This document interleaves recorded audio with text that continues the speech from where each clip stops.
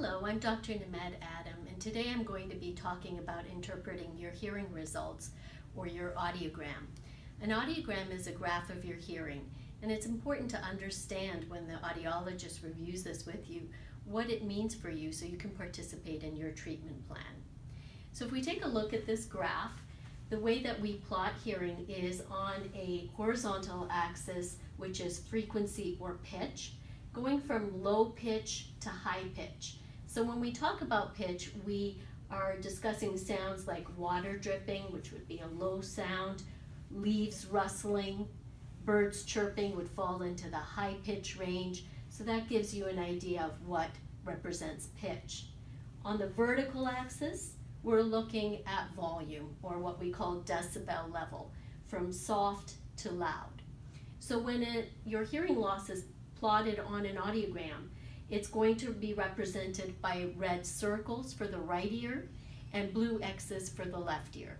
And as those markings are plotted on an audiogram, the further down they are at each pitch, the worse your hearing might be for that pitch. Typically, we tend to see a hearing loss that slopes like this, where the low pitches tend to be better than the high pitches. And the reason for that is just the way that our ear is built anatomically. Our high frequencies are more vulnerable to noise, and we tend to see more damage in that area. So essentially what happens when we see a sloping hearing loss like that is that patients will say to me, I can hear people talking, but I can't understand. The reason for that is that when you have good low-pitch hearing, but not very good high-pitch hearing, it tends to affect the clarity of speech. And if you take a look at this yellow banana, what we call the speech banana, it represents where the different sounds of speech are located. And so if you look at the low pitches, we primarily have vowel sounds there. And in the high pitches, we have what we call fricatives, or the high frequency consonant sounds like S and TH and F.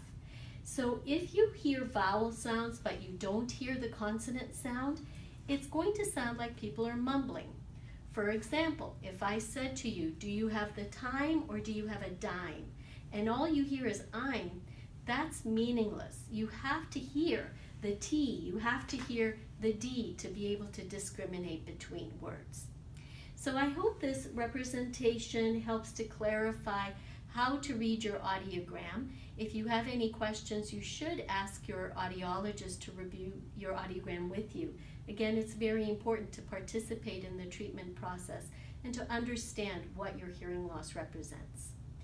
Thank you and have a great day.